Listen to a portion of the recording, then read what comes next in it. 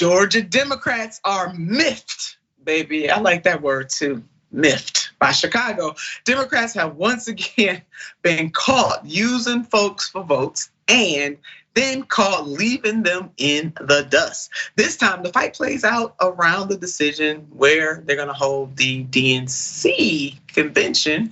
Southern Democrats are fuming over their party's decision to hold its 2024 national convention in Chicago area instead of the ATL. Yeah, baby, they are miffed about this. Therefore, the move as a slight against a city and a state that helped deliver Democrats, both the White House and the Senate. So baby, they probably a little more than miffed. They probably mad as a mofo. In the lead up to the decision, Atlanta boosters aggressively lobbied President Biden and his allies for hosting rights, playing up the city as the cradle of civil rights movement and hammering the importance of Georgia and the South more broadly as a critical emerging battleground for Democrats. Thank you, reporting coming from the Hill. The Democratic National Committee announced on Tuesday, however, that Chicago would host the 2024 gathering, elevating a liberal city near the center of the so-called Blue Wall, states of the upper Midwest, and siding with union leaders who had opposed the ATL as the host site because of Georgia's contentious history with organized labor. And it sounds like Georgia was pretty much blindsided by this decision. Folks, they did not know that this was coming. For months, Atlanta's boosters worked to assure Biden and Democratic officials that the city was prepared for the event. They secured more than $20 million in financial commitments from donors and corporations and leaned heavily on an argument that it was Georgia, of course, that handed Democrats their current power in Washington. I mean, hell, if we were trying to get it in Ohio, we would say the same thing. Too bad my state is solidly red now. We don't even swing no more. We used to swing. It don't mean a thing if it ain't got that swing. Do-wop, do-wop, do-wop. We don't even swing anymore, y'all.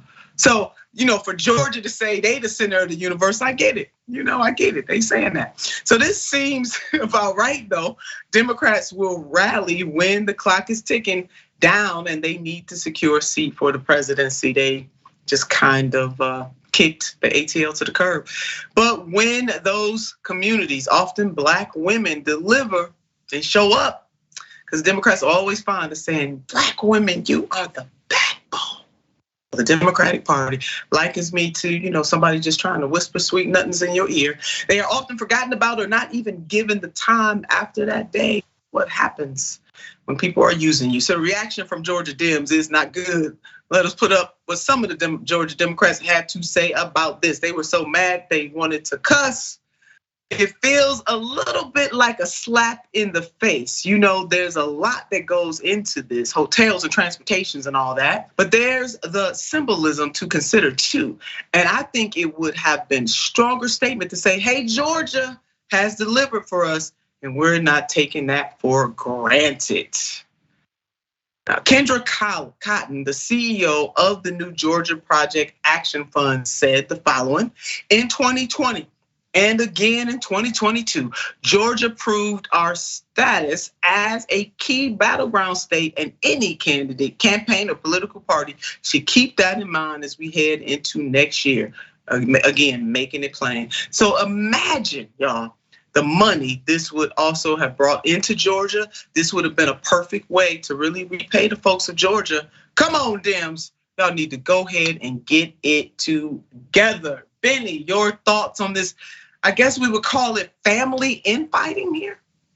Yeah, I mean, well, so this is one of those things where it's kind of questionable whether or not it has a huge impact on voters, but it definitely has an impact on, the people that are like working on the campaigns, the people that are involved in the political process of getting people elected. And it's just kind of embarrassing to like insult in a lot of ways, like the people who are like actually doing the work to help win in Georgia. And so like, is it gonna make a huge difference in terms of electoral outcomes? Maybe yes, maybe no. But what it will do is definitely dampen the spirits of all the people who are working in Georgia to actually make sure that Joe Biden is the president today, and that's a pretty big deal, at least for me as a trans person. I don't know, Republicans are trying to criminalize my existence. So big thank you to the people that made that happen. And so like, this is just one of those things where like fundamentally, it's for the people that put in the work, and we should be celebrating the people that put in the work, right? Illinois is gonna stay a blue state forever. You could have any Democratic convention there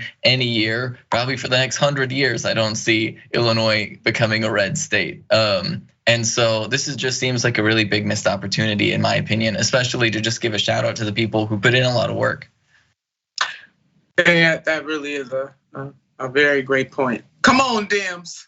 Y'all can do better. Y'all done piss these people off. And I love your point about, to the average voter, this doesn't matter. This is inside baseball here. But to the people who rally around the party, who are true believers, this does matter to them. So we'll see what will happen.